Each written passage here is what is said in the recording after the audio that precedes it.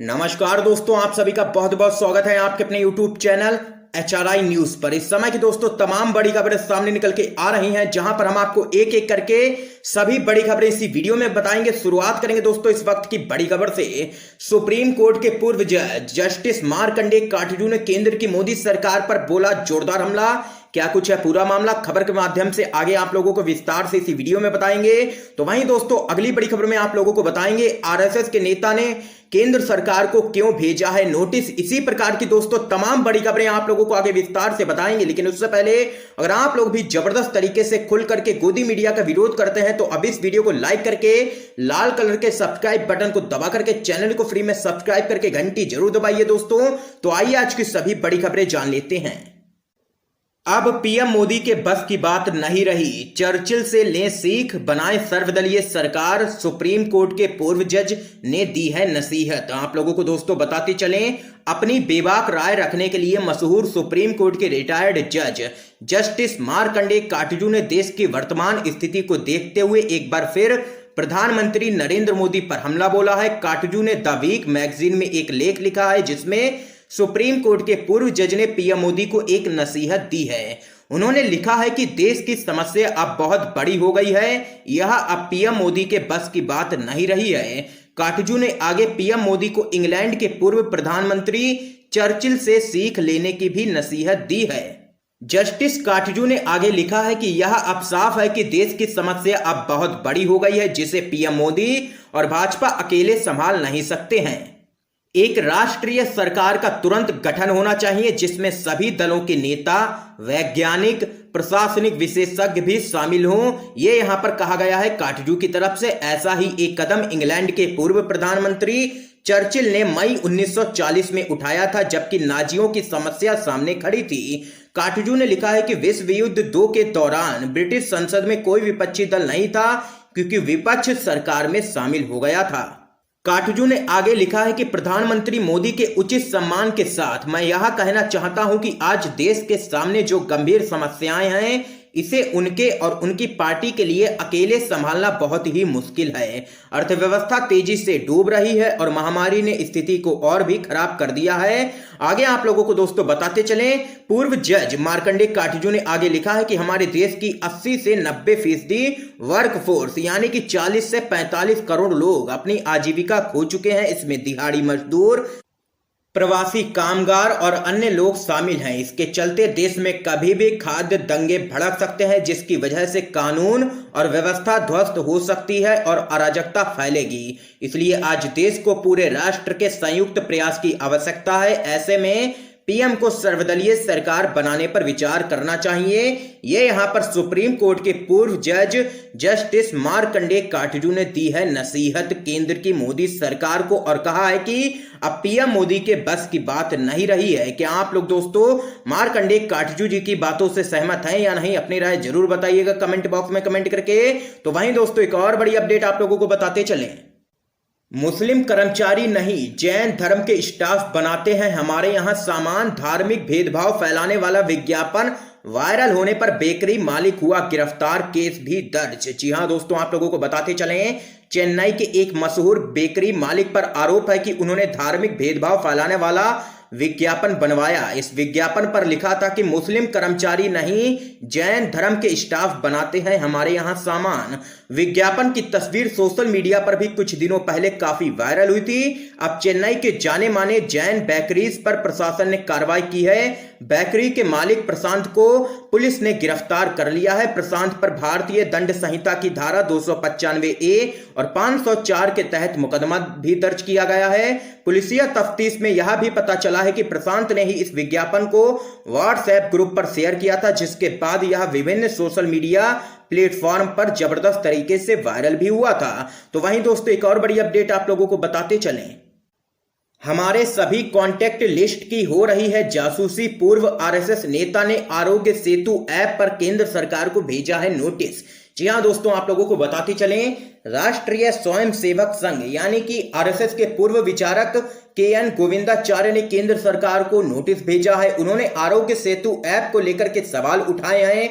उन्होंने आरोप लगाया है कि इस ऐप के जरिए लोगों के कॉन्टैक्ट लिस्ट की जासूसी की जा रही है। आप लोगों को दोस्तों आगे बताते चलें, आरएसएस के विचारक रहे गोविंदाचार्य ने अपने वकील विराग गुप्ता के माध्यम से राष्ट्रीय सूचना विज्ञान केंद्र की प्रमुख नीता वर्मा को नोटिस भेजा है, जो सरकार की आईटी सेल का नेतृत्व करती हैं। नोटिस में सरकार पर आरोप लगाया गया है कि भारतीयों के डेटा को विदेशी प्रौद्योगिकी दिग्गजों द्वारा एक्सेस किया जा सकता है। इसके अलावा जैसा कि यह ब्लूटूथ और डेटा का उपयोग करता है, ऐसे में टेलीकॉम कंपनियां भी यूजर्स की जरूरी सूचनाओं में सेंध लगा सकती हैं। साथ ही सेल फोन निर्माताओं द्वारा भी सूचना का एक्सेस किए जाने का खतरा है। नोटिस में आगे कहा गया है कि जब सरकार इस ऐप को सभी को डाउनलोड करने के लिए अनिवार्य कर रही है, तो फिर अगर इस ऐप के जरिए निजता के संबंध में कोई भी चूक होती है तो सरकार को इसके लिए जवाबदेह होना चाहिए। ये यहां पर कहना है आरएसएस के पूर्व नेता का, और उन्होंने यहां पर केंद्र सरकार को भेजा है नोटिस। तो वहीं दोस्तों एक और बड़ी अपडेट आप लोगों को बताते चलें। सुजैन खान की बहन फराह खान अली ने पीएम केयर्स फंड पर उठाए सवाल। जी हां दोस्तों, आप लोगों को बताते चलें, फराह खान अली हर मुद्दे पर बेबाक अंदाज में बोलती हैं। वो अपने विचार स्पष्ट रूप से सभी के सामने रखती हैं। इस बार फराह ने पीएम केयर्स फंड पर सवाल खड़े कर दिए हैं। उनके मुताबिक मोदी सरकार ने हर जरूरतमंद के लिए ठीक तरीके से इंतजाम नहीं किए हैं। वो ट्वीट कर कहती हैं कि देश के कई लोगों को ये तक नहीं पता है कि इस मुश्किल दौर में वो कैसे अपनी आजीविका चलाएंगे, लेकिन फिर भी भारत सरकार ने इन लोगों के लिए कोई भी प्रावधान नहीं किया है, जबकि पीएम केयर्स फंड में लोगों ने इतना डोनेशन दिया है। यहां पर दोस्तों लगातार आप लोगों को बताते चले, लगातार यहां पर सवाल खड़े हो रहे हैं पीएम केयर्स फंड पर। इससे पहले ट्विटर पर भी ट्रेंड हो चुका है, हैशटैग नंबर 1 पर ट्रेंड हुआ था कि पीएम केयर्स फंड का हिसाब दो। यहां पर लोग हिसाब मांग रहे हैं कि कितना पैसा आया, कहां से आया और कहां पर खर्च किया जा रहा है मोदी सरकार के द्वारा। यही मांग लगातार राहुल गांधी भी कर रहे हैं कि हिसाब दिया जाए और पीएम केयर्स फंड का ऑडिट यहां पर करवाया जाए, ताकि सारी सच्चाई जनता के सामने आ सके। लोगों का तो यहां तक कहना है कि यह एक बहुत ही बड़ा घोटाला है, और अगर आप लोगों ने पीएम केयर्स फंड में दान दिया तो इसका सीधा मतलब है कि आप लोग बीजेपी को दान कर रहे हैं। यह यहां पर लोगों का कहना है ट्विटर पर। दोस्तों इस खबर पे आप लोगों की क्या राय है, आप लोग भी अपनी राय जरूर बताइएगा। तो वहीं दोस्तों एक और बड़ी अपडेट आप लोगों को बताते चलें। 6 बैंकों को 400 करोड़ रुपए का चूना लगाकर चावल व्यापारी देश छोड़कर भागा, संपत्ति भी बेच डाली, एसबीआई मलती रह गई हाथ। जी हां दोस्तों, आप लोगों को बताते चलें, भारतीय बैंकों से करोड़ों रुपया लेकर विदेश भाग जाने वालों की फहरिस्त लगातार बढ़ती ही जा रही है। अब इसमें बासमती चावल का व्यापार करने वाली कंपनी रामदेव इंटरनेशनल लिमिटेड के मालिक का भी नाम शामिल हो गया है। आरोप है कि दिल्ली के रहने वाले इस कंपनी के मालिक ने एसबीआई और कुछ दूसरी बैंकों से करीब 400 करोड़ रुपए का कर्ज लिया था, लेकिन उसके खिलाफ 4 सालों तक कोई भी शिकायत नहीं हुई। अब पता चला है कि मालिक विदेश भाग गया है। स्टेट बैंक ऑफ इंडिया की शिकायत पर सीबीआई ने कंपनी के मालिक और उसके 4 निदेशकों के खिलाफ मामला दर्ज कर लिया है। सीबीआई की जांच में पता चला है कि इस शख्स ने 6 बैंकों से उधार लिया था और साल 2016 से ही लापता है। तो यहां पर दोस्तों देख सकते हैं, 6 बैंकों को 400 करोड़ रुपए का चूना लगाकर भागा है चावल व्यापारी और एसबीआई मलती रह गई है हाथ। तो वहीं दोस्तों एक और बड़ी अपडेट आप लोगों को बताते चलें। दिल्ली के मुख्यमंत्री अरविंद केजरीवाल बोले, सड़कों पर मजदूरों को देखकर लगता है कि फेल हो गया है हमारा सिस्टम।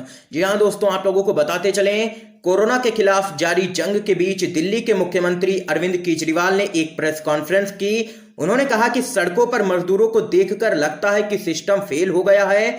मेरा निवेदन है कि प्रवासी मजदूर दिल्ली छोड़कर ना जाएं। अगर फंसे ही हैं और जाना भी चाहते हैं तो हम ट्रेन का इंतजाम कर रहे हैं। बिहार, मध्य प्रदेश ट्रेनें गई हैं, थोड़ा और इंतजार करें, लेकिन पैदल बिल्कुल भी ना निकलें। ये यहां पर विनती भी करी गई है दिल्ली के मुख्यमंत्री अरविंद केजरीवाल की तरफ से। ये यहां पर साफ दिखाता है कि सरकारों की तरफ से कोई भी तैयारी नहीं की गई थी, खासकर केंद्र सरकार की तरफ से। पीएम केयर्स फंड में इतना दान आया, लेकिन फिर भी नरेंद्र मोदी सरकार ने कोई भी इंतजाम नहीं किया इन प्रवासी मजदूरों के लिए, जो रोज कमाते थे, रोज खाते थे, अब बेरोजगार हो चुके हैं। लेकिन फिर भी केंद्र सरकार ने कोई बड़ा कदम नहीं उठाया है इन लोगों के लिए। तो वहीं दोस्तों एक और बड़ी अपडेट आप लोगों को बताते चलें।